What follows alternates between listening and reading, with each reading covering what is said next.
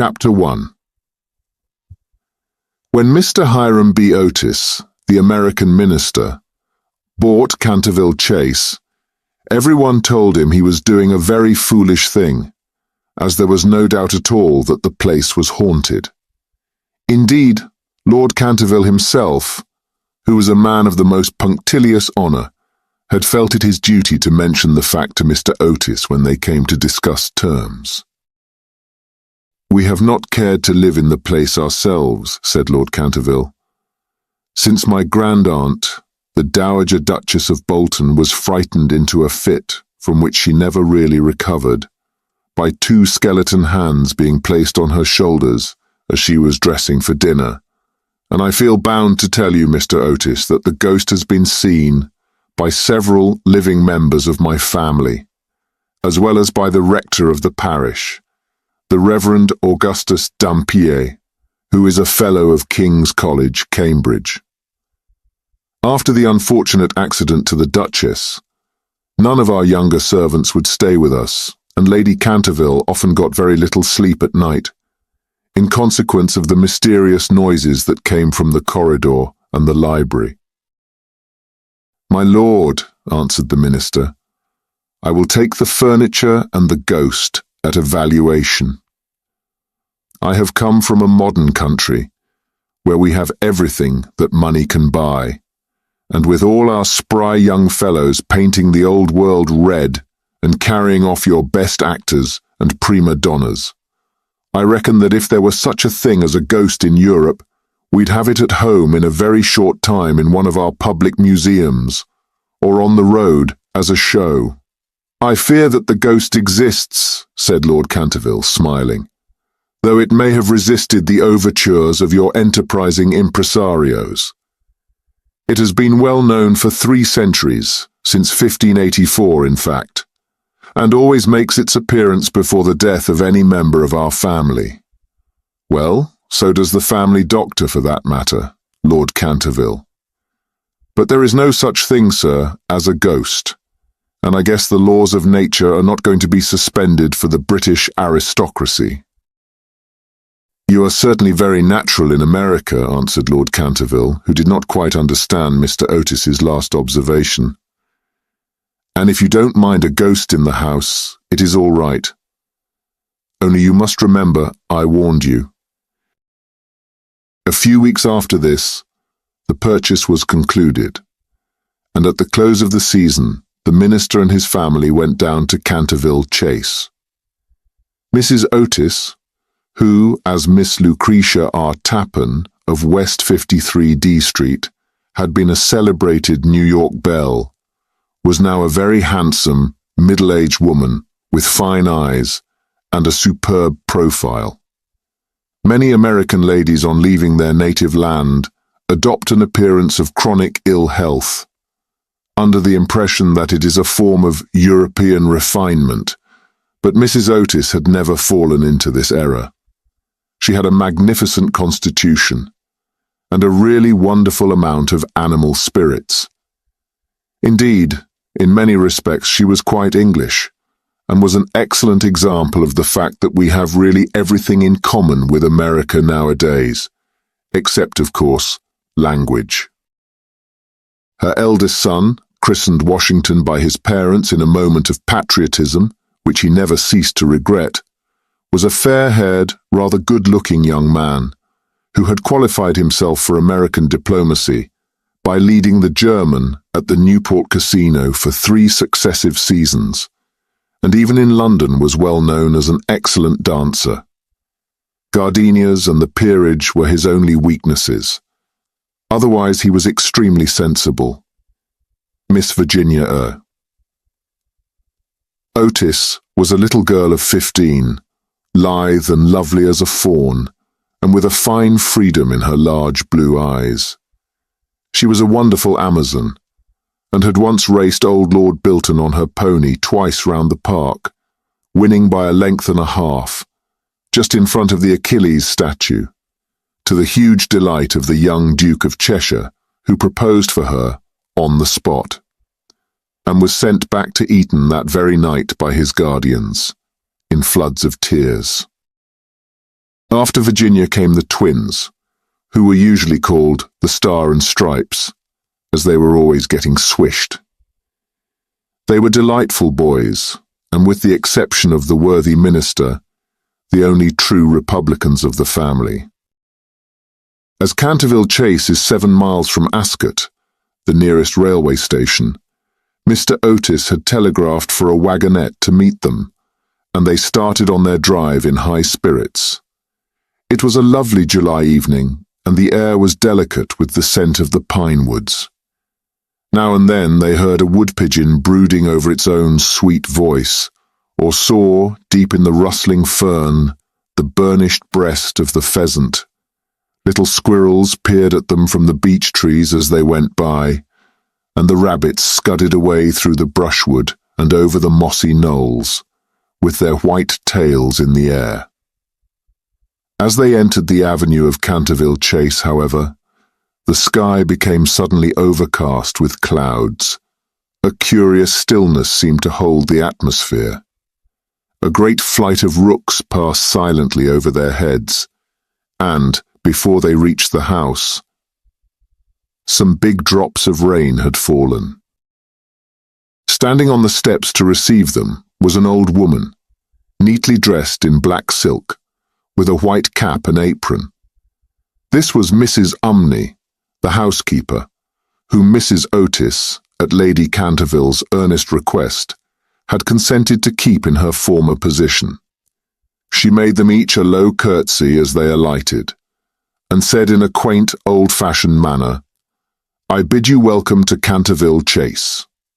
Following her, they passed through the fine Tudor hall into the library, a long, low room, panelled in black oak, at the end of which was a large stained glass window. Here they found tea laid out for them, and after taking off their wraps, they sat down and began to look round, while Mrs. Umney waited on them. Suddenly Mrs. Otis caught sight of a dull red stain on the floor just by the fireplace, and quite unconscious of what it really signified, said to Mrs. Umney, "I am afraid something has been spilt there." "Yes, madam," replied the old housekeeper in a low voice. "Blood has been spilt on that spot." "How horrid!" cried Mrs. Otis. "I don't at all care for blood stains in a sitting room. It must be removed at once." The old woman smiled and answered in the same low, mysterious voice, "It is the blood of Lady Eleanor de Canterville, who was murdered on that very spot by her own husband, Sir Simon de Canterville, in 1575. Sir Simon survived her 9 years and disappeared suddenly under very mysterious circumstances. His body has never been discovered, but his guilty spirit still haunts the chase. The bloodstain has been much admired by tourists and others and cannot be removed." "That is all nonsense," cried Washington Otis. "Pinkerton's Champion Stain Remover and Paragon Detergent will clean it up in no time." And before the terrified housekeeper could interfere, he had fallen upon his knees and was rapidly scouring the floor with a small stick of what looked like a black cosmetic. In a few moments, no trace of the blood stain could be seen. "I knew Pinkerton would do it," he exclaimed triumphantly, as he looked round at his admiring family. But no sooner had he said these words than a terrible flash of lightning lit up the sombre room. A fearful peal of thunder made them all start to their feet, and Mrs. Umney fainted. "What a monstrous climate," said the American minister, calmly, as he lit a long cheroot. "I guess the old country is so overpopulated that they have not enough decent weather for everybody. I have always been of opinion that emigration is the only thing for England." "My dear Hiram," cried Mrs. Otis, "what can we do with a woman who faints?" "Charge it to her like breakages," answered the minister. "She won't faint after that." And in a few moments, Mrs. Umney certainly came to. There was no doubt, however, that she was extremely upset, and she sternly warned Mr. Otis to beware of some trouble coming to the house. "I have seen things with my own eyes, sir," she said, "that would make any Christian's hair stand on end, and many a night I have not closed my eyes in sleep for the awful things that are done here." Mr. Otis, however, and his wife warmly assured the honest soul that they were not afraid of ghosts, and after invoking the blessings of Providence on her new master and mistress, and making arrangements for an increase of salary, the old housekeeper tottered off to her own room. Chapter 2. The storm raged fiercely all that night, but nothing of particular note occurred. The next morning, however, when they came down to breakfast, they found the terrible stain of blood once again on the floor. "I don't think it can be the fault of the Paragon detergent," said Washington, "for I have tried it with everything. It must be the ghost." He accordingly rubbed out the stain a second time, but the second morning it appeared again.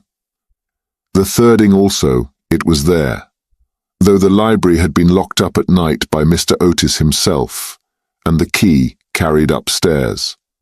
The whole family were now quite interested. Mr. Otis began to suspect that he had been too dogmatic in his denial of the existence of ghosts. Mrs. Otis expressed her intention of joining the Psychical Society, and Washington prepared a long letter to Messrs. Myers and Podmore on the subject of the permanence of sanguineous stains when connected with crime. That night, all doubts about the objective existence of phantasmata were removed forever. The day had been warm and sunny, and in the cool of the evening, the whole family went out to drive. They did not return home till 9 o'clock, when they had a light supper. The conversation in no way turned upon ghosts, so there were not even those primary conditions of receptive expectations which so often precede the presentation of psychical phenomena. The subjects discussed, as I have since learned from Mr. Otis, were merely such as form the ordinary conversation of cultured Americans of the better class, such as the immense superiority of Miss Fanny Devonport over Sarah Bernhardt as an actress, the difficulty of obtaining green corn, buckwheat cakes, and hominy, even in the best English houses, the importance of Boston in the development of the world soul, the advantages of the baggage check system in railway travelling, and the sweetness of the New York accent as compared to the London drawl. No mention at all was made of the supernatural, nor was Sir Simon de Canterville alluded to in any way.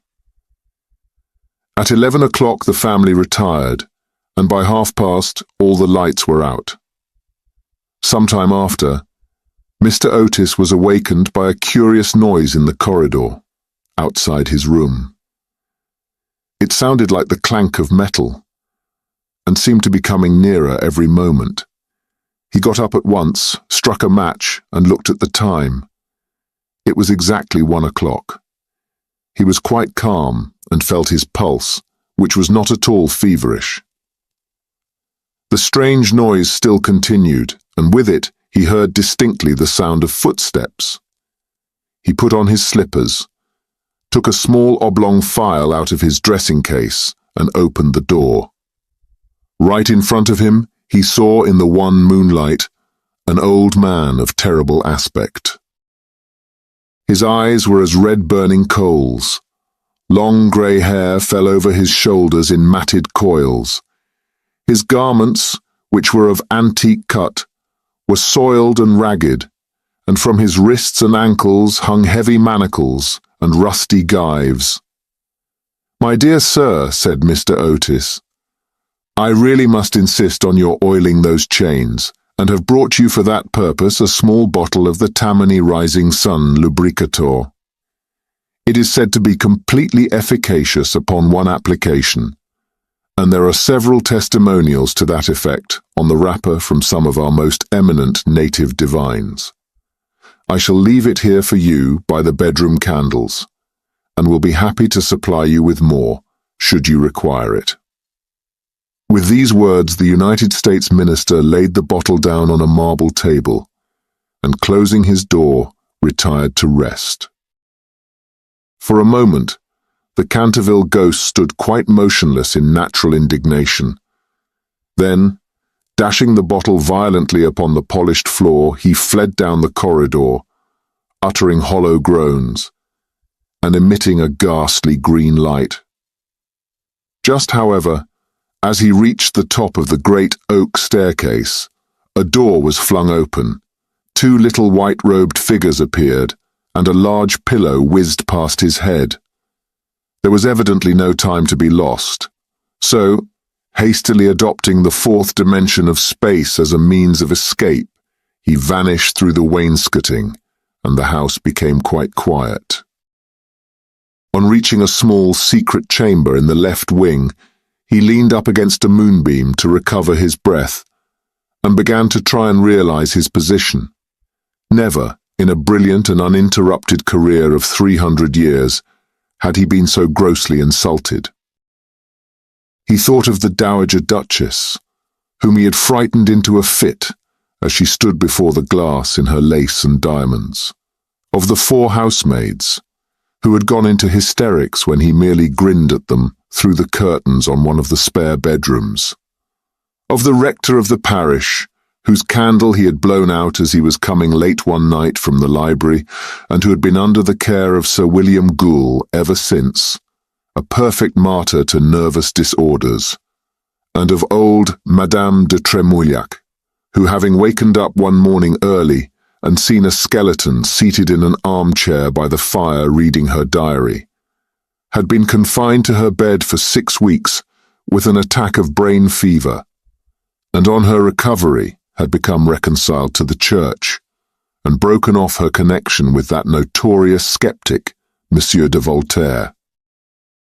He remembered the terrible night when the wicked Lord Canterville was found choking in his dressing room, with the knave of diamonds halfway down his throat, and confessed, just before he died, that he had cheated Charles James Fox out of £50,000 at Crockford's by means of that very card, and swore that the ghost had made him swallow it. All his great achievements came back to him again, from the butler who had shot himself in the pantry because he had seen a green hand tapping at the window pane, to the beautiful Lady Stutfield, who was always obliged to wear a black velvet band round her throat to hide the mark of 5 fingers burnt upon her white skin, and who drowned herself at last in the carp pond at the end of the King's Walk. With the enthusiastic egotism of the true artist, he went over his most celebrated performances, and smiled bitterly to himself as he recalled to mind his last appearance as Red Reuben or the Strangled Babe, his debut as Gwant Gibeon, the bloodsucker of Bexley Moor, and the furore he had excited one lovely June evening by merely playing ninepins with his own bones upon the lawn tennis ground. And after all this, some wretched modern Americans were to come and offer him the Rising Sun lubricator and throw pillows at his head. It was quite unbearable. Besides, no ghost in history had ever been treated in this manner. Accordingly, he determined to have vengeance, and remained till daylight in an attitude of deep thought. Chapter 3. The next morning, when the Otis family met at breakfast, they discussed the ghost at some length. The United States minister was naturally a little annoyed to find that his present had not been accepted. "I have no wish," he said, "to do the ghost any personal injury, and I must say that considering the length of time he has been in the house, I don't think it is at all polite to throw pillows at him." A very just remark, at which, I'm sorry to say, the twins burst into shouts of laughter. "Upon the other hand," he continued, "if he really declines to use the Rising Sun lubricator, we shall have to take his chains from him. It would be quite impossible to sleep with such a noise going on outside the bedrooms." For the rest of the week, however, they were undisturbed. the only thing that excited any attention being the continual renewal of the blood stain on the library floor. This certainly was very strange, as the door was always locked at night by Mr. Otis, and the windows kept closely barred. The chameleon-like colour also of the stain excited a good deal of comment. Some mornings it was a dull, almost Indian red, then it would be vermilion, then a rich purple, and once when they came down for family prayers, according to the simple rites of the Free American Reformed Episcopalian Church, they found it a bright emerald green. These kaleidoscopic changes naturally amused the party very much, and bets on the subject were freely made every evening. The only person who did not enter into the joke was little Virginia, who for some unexplained reason was always a good deal distressed at the sight of the blood stain, and very nearly cried the morning it was emerald green. The second appearance of the ghost was on Sunday night. Shortly after they had gone to bed, they were suddenly alarmed by a fearful crash in the hall. Rushing downstairs, they found that a large suit of old armour had become detached from its stand and had fallen on the stone floor, while seated in a high-backed chair was the Canterville Ghost, rubbing his knees with an expression of acute agony on his face. The twins, having brought their pea-shooters with them, at once discharged 2 pellets on him, with that accuracy of aim which can only be attained by long and careful practice on a writing master, while the United States minister covered him with his revolver and called upon him, in accordance with Californian etiquette, to hold up his hands. The ghost started up with a wild shriek of rage and swept through them like a mist, extinguishing Washington Otis's candle as he passed, and so leaving them all in total darkness. On reaching the top of the staircase, he recovered himself and determined to give his celebrated peal of demoniac laughter. This he had on more than one occasion found extremely useful. It was said to have turned Lord Raker's wig grey in a single night, and had certainly made 3 of Lady Canterville's French governesses give warning before their month was up. He accordingly laughed his most horrible laugh, till the old vaulted roof rang and rang again, but hardly had the fearful echo died away when a door opened and Mrs. Otis came out in a light blue dressing gown. "I'm afraid you are far from well," she said, "and have brought you a bottle of Dr. Dobell's tincture. If it is indigestion, you will find it a most excellent remedy." The ghost glared at her in fury, and began at once to make preparations for turning himself into a large black dog, an accomplishment for which he was justly renowned, and to which the family doctor always attributed the permanent idiocy of Lord Canterville's uncle, the Honourable Thomas Horton. The sound of approaching footsteps, however, made him hesitate in his fell purpose, so he contented himself with becoming faintly phosphorescent, and vanished with a deep churchyard groan, just as the twins had come up to him. On reaching his room, he entirely broke down, and became a prey to the most violent agitation. The vulgarity of the twins, and the gross materialism of Mrs. Otis, were naturally extremely annoying, but what really distressed him most was that he had been unable to wear the suit of mail. He had hoped that even modern Americans would be thrilled by the sight of a spectre in armour, if for no more sensible reason, at least out of respect for their natural poet Longfellow, over whose graceful and attractive poetry he himself had whiled away many a weary hour when the Cantervilles were up in town. Besides, it was his own suit.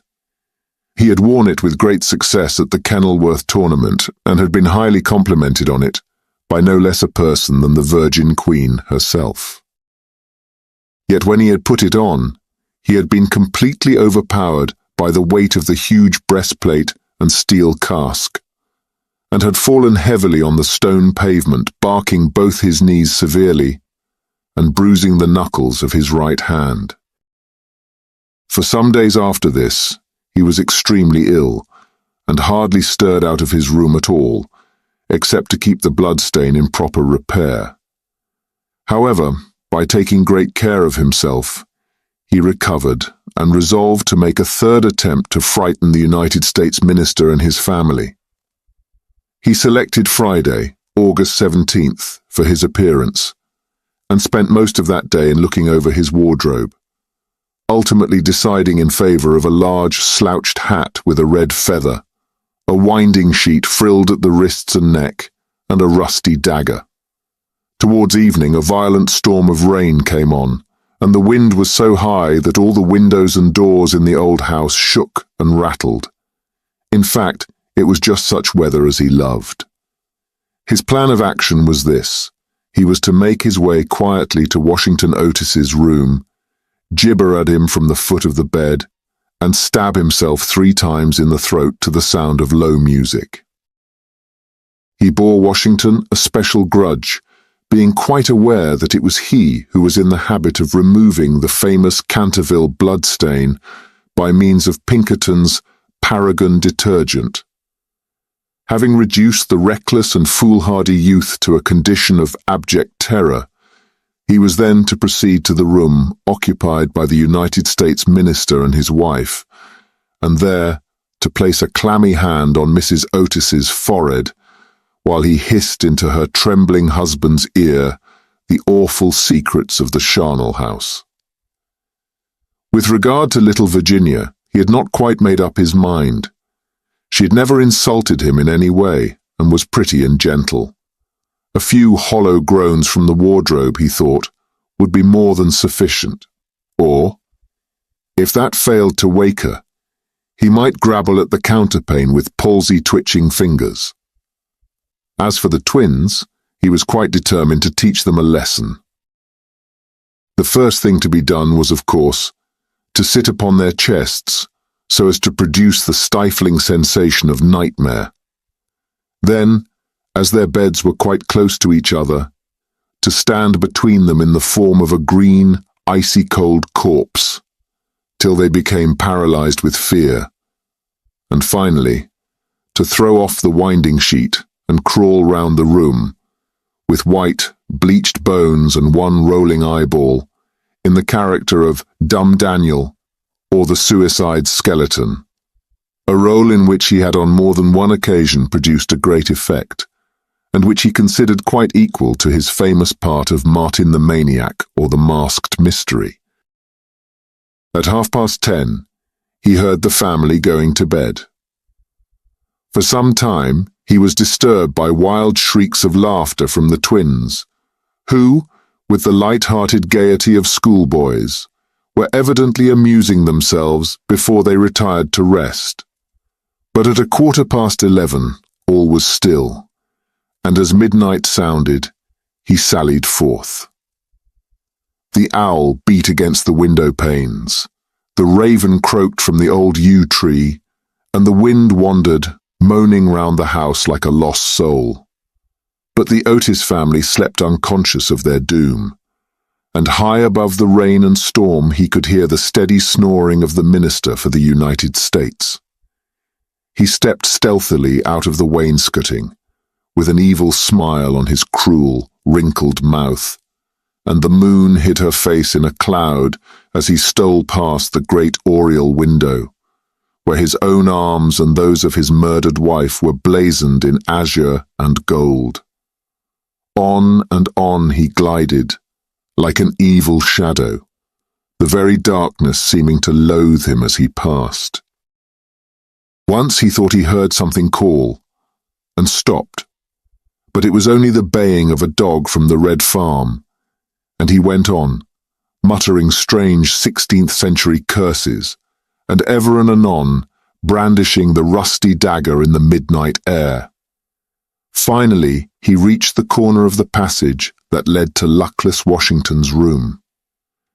For a moment he paused there, the wind blowing his long grey locks about his head, and twisting into grotesque and fantastic folds the nameless horror of the dead man's shroud. Then the clock struck the quarter, and he felt the time was come. He chuckled to himself and turned the corner, but no sooner had he done so than, with a piteous wail of terror, he fell back and hid his blanched face in his long, bony hands. Right in front of him was standing a horrible spectre, motionless as a carven image, and monstrous as a madman's dream. Its head was bald and burnished, its face round and fat and white, and hideous laughter seemed to have writhed its features into an eternal grin.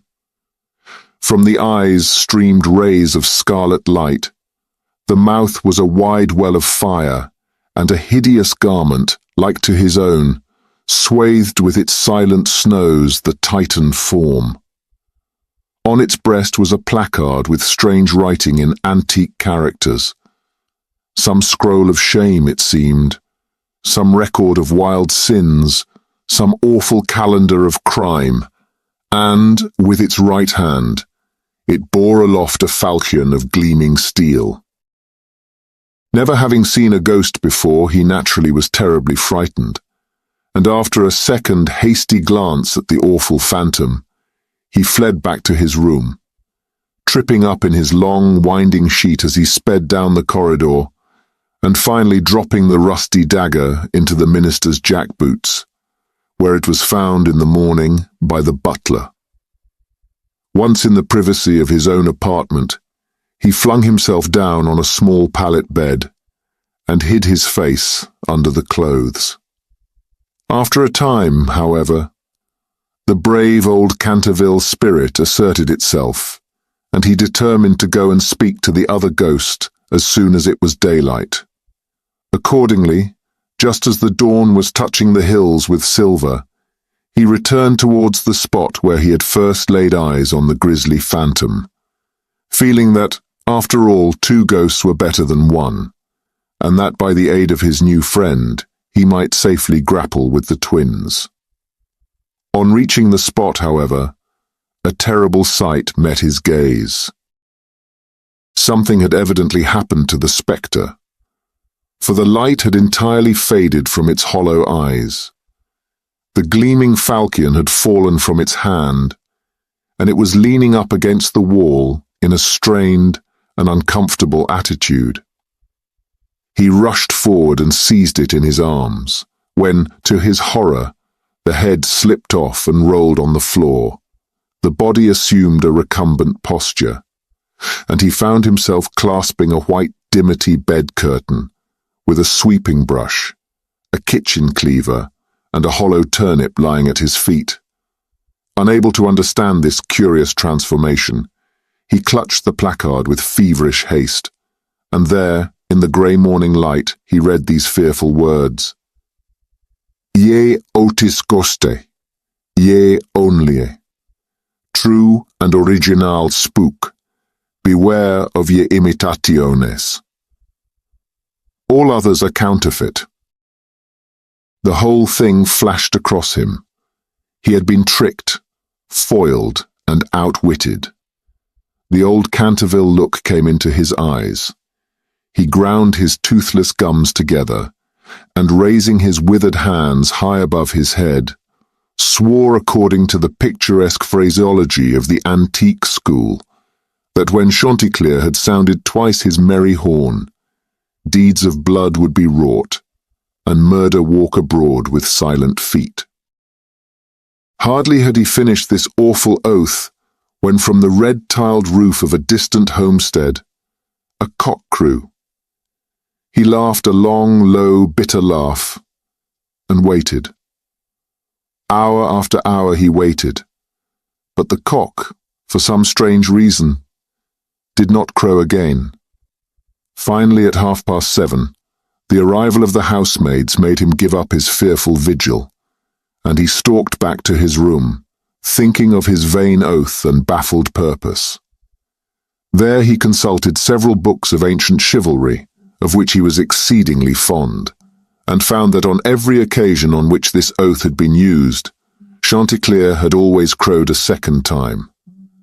Perdition seize the naughty fowl, he muttered, I have seen the day when with my stout spear I would have run him through the gorge, and made him crow for me and 'twere in death."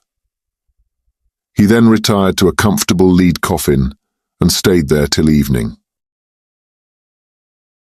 Chapter 4.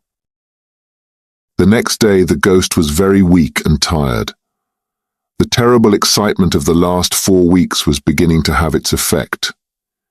His nerves were completely shattered, and he started at the slightest noise. For 5 days he kept his room, and at last made up his mind to give up the point of the bloodstain on the library floor.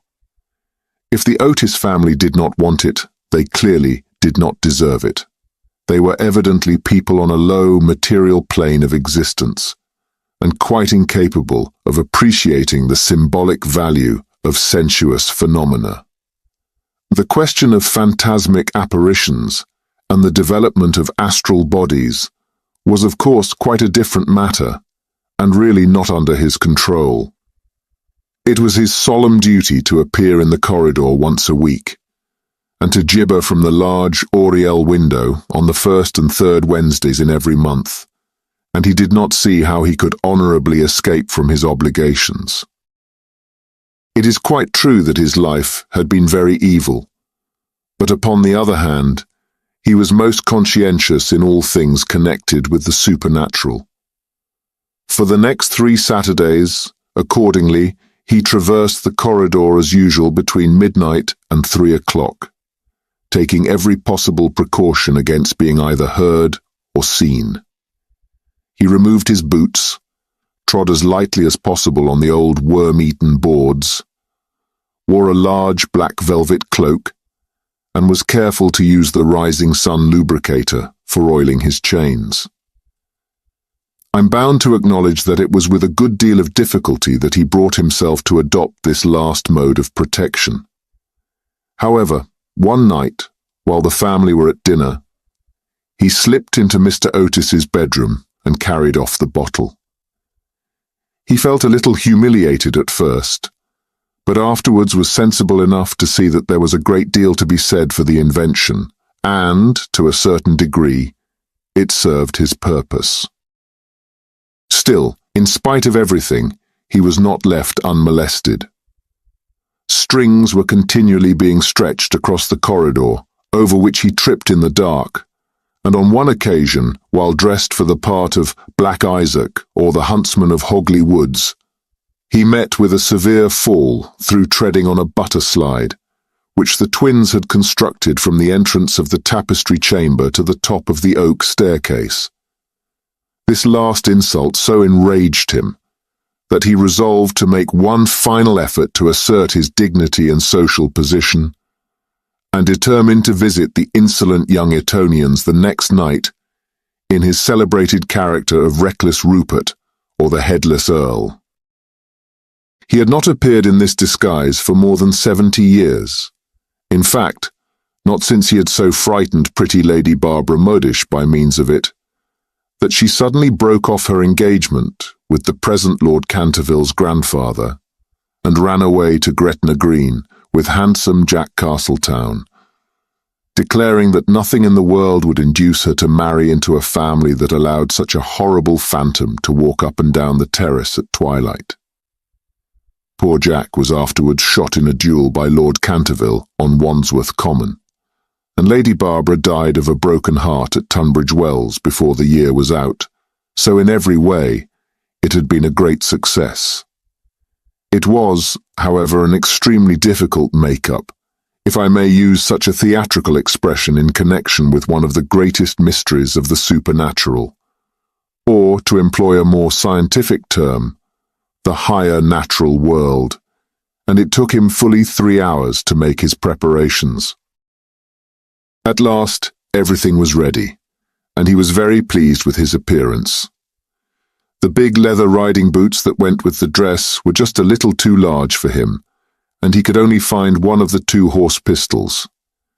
But on the whole, he was quite satisfied, and at 1:15 he glided out of the wainscoting and crept down the corridor. On reaching the room occupied by the twins, which I should mention was called the Blue Bed Chamber, on account of the color of its hangings. He found the door just ajar. Wishing to make an effective entrance, he flung it wide open, when a heavy jug of water fell right down on him, wetting him to the skin, and just missing his left shoulder by a couple of inches. At the same moment he heard stifled shrieks of laughter proceeding from the four-post bed. The shock to his nervous system was so great that he fled back to his room as hard as he could go, and the next day he was laid up with a severe cold. The only thing that at all consoled him in the whole affair was the fact that he had not brought his head with him, for had he done so, the consequences might have been very serious. He now gave up all hope of ever frightening this rude American family, and contented himself, as a rule, with creeping about the passages in list slippers, with a thick red muffler round his throat for fear of draughts, and a small arquebuse, in case he should be attacked by the twins. The final blow he received occurred on the 19th of September. He had gone downstairs to the great entrance hall, feeling sure that there, at any rate, he would be quite unmolested, and was amusing himself by making satirical remarks on the large Saroni photographs of the United States minister and his wife, which had now taken the place of the Canterville family pictures.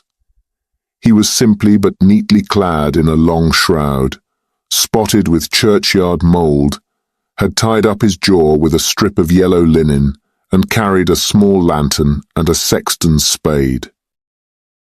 In fact, he was dressed for the character of Jonas the Graveless, or the corpse snatcher of Chertsey Barn, one of his most remarkable impersonations, and one which the Cantervilles had every reason to remember, as it was the real origin of their quarrel with their neighbour, Lord Ruiford. It was about 2:15 in the morning, and as far as he could ascertain, no one was stirring. As he was strolling towards the library, however, to see if there were any traces left of the bloodstain, suddenly there leapt out on him from a dark corner two figures who waved their arms wildly above their heads and shrieked out, "Bah!" in his ear. Seized with a panic, which, under the circumstances, was only natural, he rushed for the staircase, but found Washington Otis waiting for him there with the big garden syringe, and being thus hemmed in by his enemies on every side and driven almost to bay, he vanished into the great iron stove, which, fortunately for him, was not lit, and had to make his way home through the flues and chimneys, arriving at his own room in a terrible state of dirt, disorder, and despair. After this, he was not seen again on any nocturnal expedition. The twins lay in wait for him on several occasions, and strewed the passages with nutshells every night, to the great annoyance of their parents and the servants. But it was of no avail. It was quite evident that his feelings were so wounded that he would not appear. Mr. Otis consequently resumed his great work on the history of the Democratic Party, on which he had been engaged for some years. Mrs. Otis organized a wonderful clambake, which amazed the whole county. The boys took to lacrosse, euchre, poker, and other American national games, and Virginia rode about the lanes on her pony, accompanied by the young Duke of Cheshire, who had come to spend the last week of his holidays at Canterville Chase. It was generally assumed that the ghost had gone away, and in fact Mr. Otis wrote a letter to that effect to Lord Canterville, who in reply expressed his great pleasure at the news, and sent his best congratulations to the minister's worthy wife. The Otises, however, were deceived, for the ghost was still in the house, and though now almost an invalid, was by no means ready to let matters rest, particularly as he heard that among the guests was the young Duke of Cheshire, whose granduncle, Lord Francis Stilton, had once bet 100 guineas with Colonel Carberry that he would play dice with the Canterville Ghost, and was found the next morning lying on the floor of the card-room in such a helpless, paralytic state that, though he lived on to a great age, he was never able to say anything again but double sixes. The story was well known at the time, though of course, out of respect to the feelings of the two noble families, every attempt was made to hush it up, and a full account of all the circumstances connected with it will be found in the third volume of Lord Tattle's Recollections of the Prince Regent and his Friends. The ghost, then, was naturally very anxious to show that he had not lost his influence over the Stiltons, with whom indeed he was distantly connected, his own first cousin having been married en seconde noces to the Sieur de Bulkley, from whom, as everyone knows, the Dukes of Cheshire are lineally descended. Accordingly, he made arrangements for appearing to Virginia's little lover in his celebrated impersonation of the vampire monk or the bloodless Benedictine, a performance so horrible that when old Lady Startup saw it, which she did on one fatal New Year's Eve in the year 1764, she went off into the most piercing shrieks, which culminated in violent apoplexy, and died in 3 days after disinheriting the Cantervilles, who were her nearest relations, and leaving all her money to her London apothecary. At the last moment, however, his terror of the twins prevented his leaving his room, and the little Duke slept in peace under the great feathered canopy in the royal bedchamber, and dreamed of Virginia. Chapter 5. A few days after this, Virginia and her curly-haired cavalier went out riding on Brockley Meadows, where she tore her habit so badly in getting through a hedge that, on their return home, she made up her mind to go up by the back staircase so as not to be seen. As she was running past the tapestry chamber, the door of which happened to be open, she fancied she saw someone inside, and thinking it was her mother's maid, who sometimes used to bring her work there, looked in to ask her to mend her habit. To her immense surprise, however, it was the Canterville Ghost himself. He was sitting by the window, watching the ruined gold of the yellowing trees fly through the air, and the red leaves dancing madly down the long avenue. His head was leaning on his hand, and his whole attitude was one of extreme depression. Indeed, so forlorn, and so much out of repair did he look, that little Virginia, whose first idea had been to run away and lock herself in her room, was filled with pity, and determined to try and comfort him. So light was her footfall, and so deep his melancholy, that he was not aware of her presence till she spoke to him. "I am so sorry for you," she said, "but my brothers are going back to Eton tomorrow, and then, if you behave yourself, no one will annoy you." "It is absurd asking me to behave myself," he answered, looking round in astonishment at the pretty little girl who had ventured to address him. "Quite absurd. I must rattle my chains, and groan through keyholes, and walk about at night, if that is what you mean. It is my only reason for existing."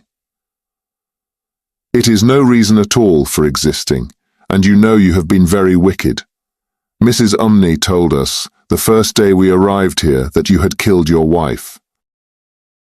"Well, I quite admit it," said the ghost petulantly. "But it was a purely family matter and concerned no one else." "It is very wrong to kill anyone," said Virginia, who at times had a sweet Puritan gravity, caught from some old New England ancestor. "Oh, I hate the cheap severity of abstract ethics. My wife was very plain, never had my ruffs properly starched, and knew nothing about cookery. Why, there was a buck I had shot in Hogley Woods, a magnificent pricket, and do you know how she had it sent to table? However, it is no matter now, for it is all over, and I don't think it was very nice of her brothers to starve me to death, though I did kill her." "Starve you to death? Oh, Mr. Ghost, I mean Sir Simon. Are you hungry? I have a sandwich in my case. Would you like it?" No, thank you. I never eat anything now, but it is very kind of you all the same. And you are much nicer than the rest of your horrid, rude, vulgar, dishonest family." "Stop!" cried Virginia, stamping her foot. "It is you who are rude and horrid and vulgar, and as for dishonesty, you know you stole the paints out of my box to try and furbish up that ridiculous bloodstain in the library. First, you took all my reds, including the vermilion, and I couldn't do any more sunsets. Then you took the emerald green and the chrome yellow, and finally I had nothing left but indigo and Chinese white, and could only do moonlight scenes, which are always depressing to look at, and not at all easy to paint. I never told on you, though I was very much annoyed, and it was most ridiculous, the whole thing. For who ever heard of emerald green blood?" "Well, really," said the ghost, rather meekly. "What was I to do? It is a very difficult thing to get real blood nowadays, and, as your brother began it all with his Paragon detergent, I certainly saw no reason why I should not have your paints. As for colour, that is always a matter of taste. The Cantervilles have blue blood, for instance, the very bluest in England, but I know you Americans don't care for things of this kind.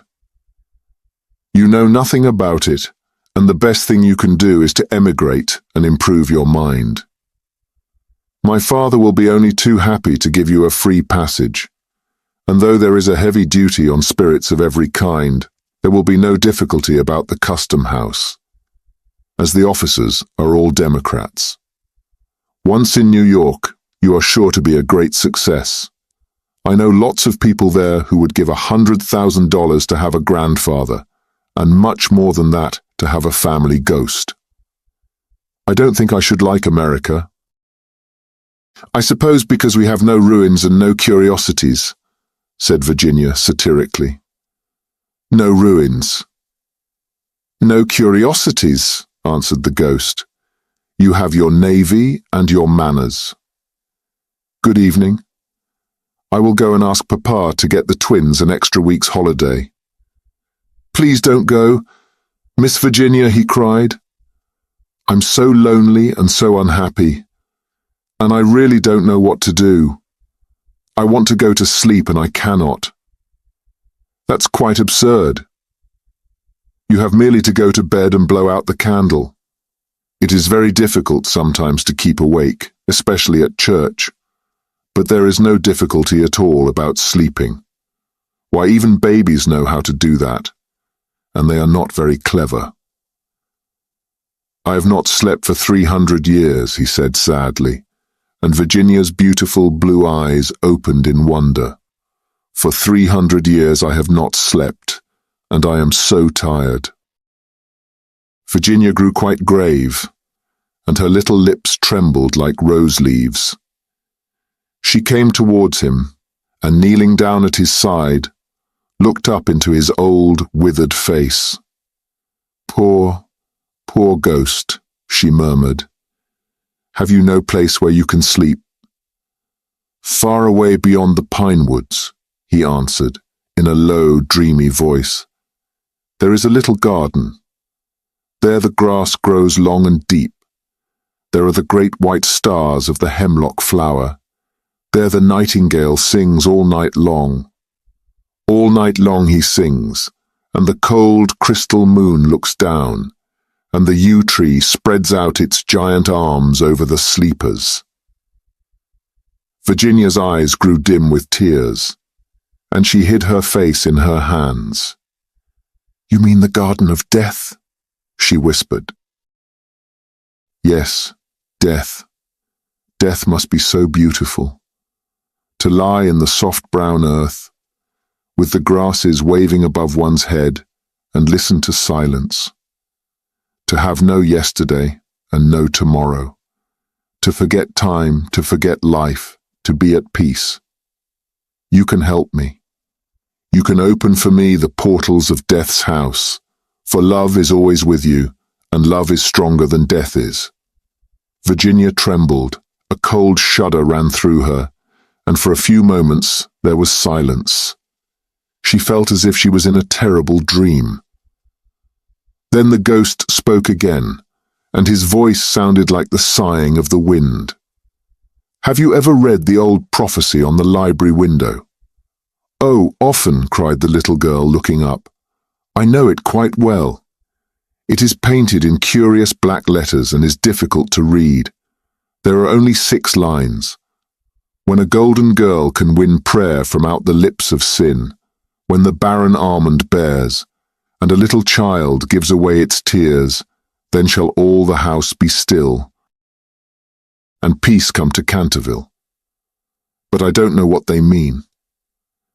"They mean," he said sadly, "that you must weep with me for my sins, because I have no tears, and pray with me for my soul, because I have no faith. And then, if you have always been sweet and good and gentle, the angel of death will have mercy on me. You will see fearful shapes in darkness, and wicked voices will whisper in your ear, but they will not harm you, for against the purity of a little child, the powers of hell cannot prevail." Virginia made no answer, and the ghost wrung his hands in wild despair as he looked down at her bowed golden head. Suddenly she stood up, very pale, and with a strange light in her eyes. "I am not afraid," she said firmly, "and I will ask the angel to have mercy on you." He rose from his seat with a faint cry of joy, and taking her hand, bent over it with old-fashioned grace, and kissed it. His fingers were as cold as ice, and his lips burned like fire, but Virginia did not falter as he led her across the dusky room. On the faded green tapestry were broidered little huntsmen. They blew their tasseled horns, and with their tiny hands waved to her to go back. "Go back, little Virginia," they cried, "go back." But the ghost clutched her hand more tightly, and she shut her eyes against them. Horrible animals with lizard tails and goggle eyes blinked at her from the carven chimney-piece and murmured, "Beware, little Virginia, beware, we may never see you again." But the ghost glided on more swiftly, and Virginia did not listen. When they reached the end of the room, he stopped and muttered some words she could not understand. She opened her eyes and saw the wall slowly fading away like a mist, and a great black cavern in front of her. A bitter cold wind swept round them, and she felt something pulling at her dress. "Quick, quick," cried the ghost, "or it will be too late." And in a moment the wainscoting had closed behind them, and the tapestry chamber was empty. Chapter 6. About 10 minutes later, the bell rang for tea, and as Virginia did not come down, Mrs. Otis sent up one of the footmen to tell her. After a little time he returned and said that he could not find Miss Virginia anywhere. As she was in the habit of going out to the garden every evening to get flowers for the dinner table. Mrs. Otis was not at all alarmed at first, but when 6 o'clock struck and Virginia did not appear, she became really agitated and sent the boys out to look for her, while she herself and Mr. Otis searched every room in the house. At 6:30 the boys came back and said that they could find no trace of their sister anywhere. They were all now in the greatest state of excitement and did not know what to do, when Mr. Otis suddenly remembered that, some few days before, he'd given a band of gypsies permission to camp in the park. He accordingly at once set off for Blackfell Hollow, where he knew they were, accompanied by his eldest son and 2 of the farm servants. The little Duke of Cheshire, who was perfectly frantic with anxiety, begged hard to be allowed to go too, but Mr. Otis would not allow him, as he was afraid there might be a scuffle. On arriving at the spot, however, he found that the gypsies had gone, and it was evident that their departure had been rather sudden, as the fire was still burning, and some plates were lying on the grass. Having sent off Washington and the two men to scour the district, he ran home and dispatched telegrams to all the police inspectors in the county, telling them to look out for a little girl who had been kidnapped by tramps or gypsies. He then ordered his horse to be brought round, and after insisting on his wife and the three boys sitting down to dinner, rode off down the Ascot Road with a groom. He had hardly, however, gone a couple of miles, when he heard somebody galloping after him, and looking round, saw the little Duke coming up on his pony, with his face very flushed and no hat. "I'm awfully sorry, Mr. Otis," gasped out the boy, "but I can't eat any dinner as long as Virginia is lost. Please, don't be angry with me. If you had let us be engaged last year, there would never have been all this trouble. You won't send me back, will you? I can't go. I won't go." The minister could not help smiling at the handsome young scapegrace, and was a good deal touched at his devotion to Virginia. So leaning down from his horse, he patted him kindly on the shoulders and said, "Well, Cecil, if you won't go back, I suppose you must come with me, but I must get you a hat at Ascot." "Oh, bother my hat. I want Virginia," cried the little Duke, laughing, and they galloped onto the railway station. There, Mr. Otis inquired of the station master if anyone answering to the description of Virginia had been seen on the platform, but could get no news of her. The station master, however, wired up and down the line and assured him that a strict watch would be kept for her, and after having bought a hat for the little Duke from a linen draper, who was just putting up his shutters, Mr. Otis rode off to Bexley, a village about 4 miles away, which he was told was a well-known haunt of the gypsies, as there was a large common next to it. Here they roused up the rural policeman, but could get no information from him, and after riding all over the common, they turned their horses' heads homewards, and reached the chase about 11 o'clock, dead tired and almost heartbroken. They found Washington and the twins waiting for them at the gatehouse with lanterns, as the avenue was very dark. Not the slightest trace of Virginia had been discovered. The gypsies had been caught on Brockley Meadows, but she was not with them, and they had explained their sudden departure by saying that they had mistaken the date of Chawton Fair, and had gone off in a hurry, for fear they should be late. Indeed, they had been quite distressed at hearing of Virginia's disappearance, as they were very grateful to Mr. Otis for having allowed them to camp in his park, and 4 of their number had stayed behind to help in the search. The carp pond had been dragged and the whole chase thoroughly gone over, but without any result. It was evident that for that night, at any rate, Virginia was lost to them, and it was in a state of the deepest depression that Mr. Otis and the boys walked up to the house, the groom following behind with the 2 horses and the pony. In the hall, they found a group of frightened servants, and lying on a sofa in the library was poor Mrs. Otis, almost out of her mind with terror and anxiety, and having her forehead bathed with eau de cologne by the old housekeeper. Mr. Otis at once insisted on her having something to eat, and ordered up supper for the whole party. It was a melancholy meal, as hardly anyone spoke, and even the twins were awestruck and subdued, as they were very fond of their sister. When they had finished, Mr. Otis, in spite of the entreaties of the little Duke, ordered them all to bed, saying that nothing more could be done that night, and that he would telegraph in the morning to Scotland Yard for some detectives to be sent down immediately. Just as they were passing out of the dining room, midnight began to boom from the clock tower, and when the last stroke sounded, they heard a crash and a sudden, shrill cry. A dreadful peal of thunder shook the house, a strain of unearthly music floated through the air, a panel at the top of the staircase flew back with a loud noise, and out on the landing, looking very pale and white, with a little casket in her hand, stepped Virginia. In a moment they had all rushed up to her. Mrs. Otis clasped her passionately in her arms, the Duke smothered her with violent kisses, and the twins executed a wild war dance round the group. "Good heavens, child, where have you been?" said Mr. Otis, rather angrily, thinking that she had been playing some foolish trick on them.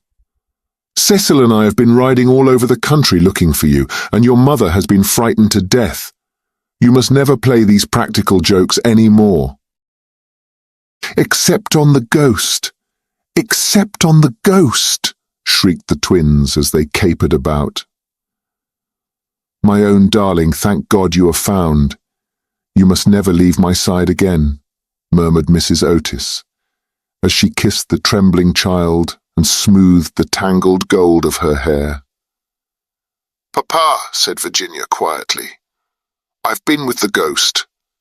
He is dead, and you must come and see him. He had been very wicked, but he was really sorry for all that he had done, and he gave me this box of beautiful jewels before he died."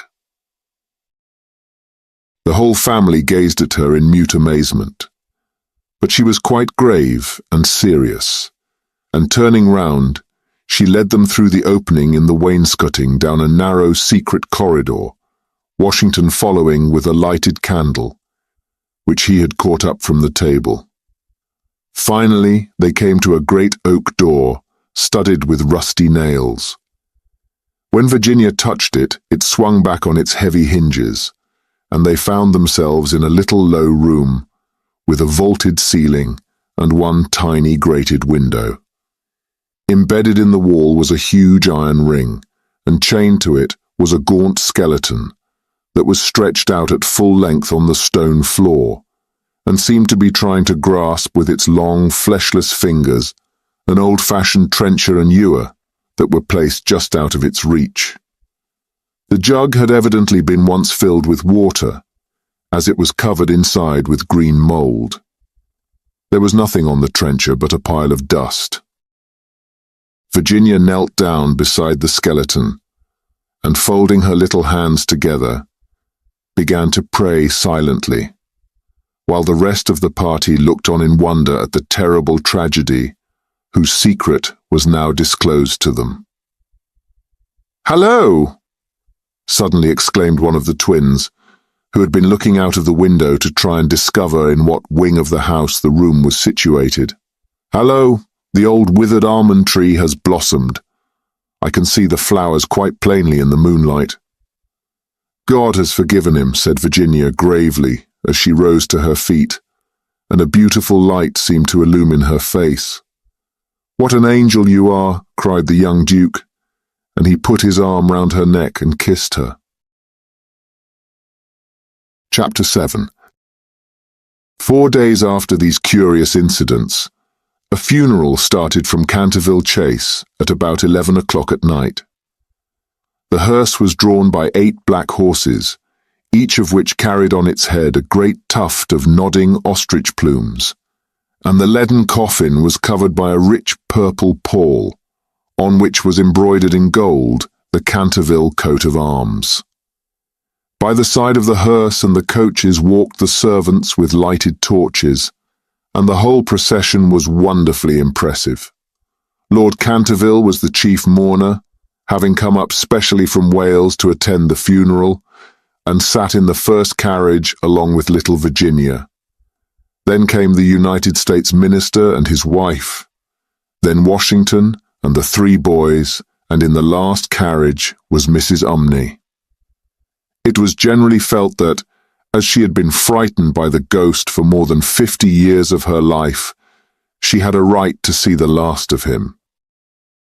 A deep grave had been dug in the corner of the churchyard, just under the old yew tree, and the service was read in the most impressive manner by the Reverend Augustus Dampier.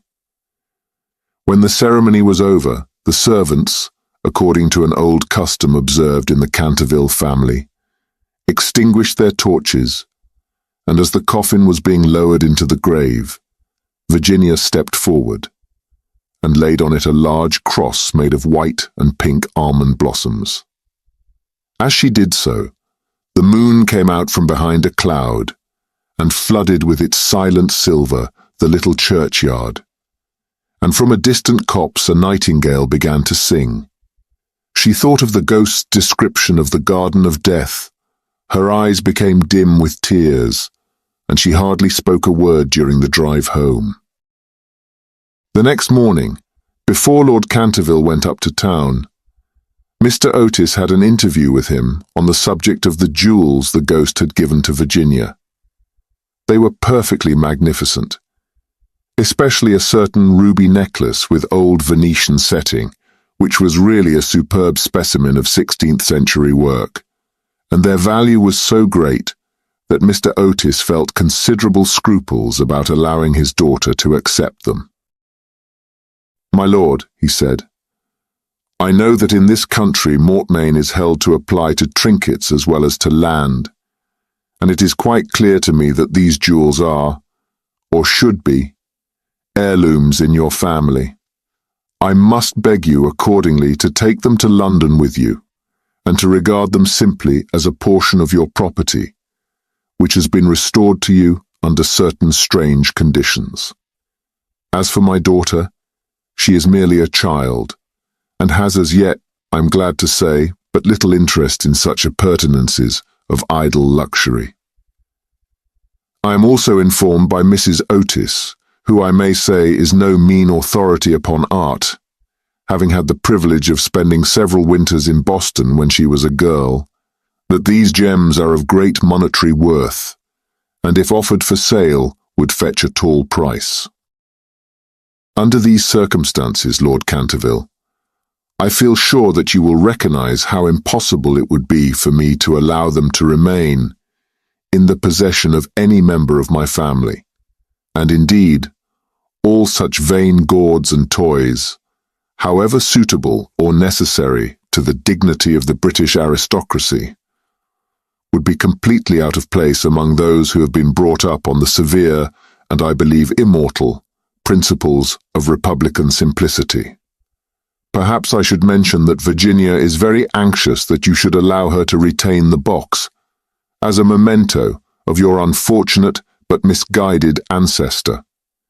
As it is extremely old, and consequently a good deal out of repair, you may perhaps think fit to comply with her request.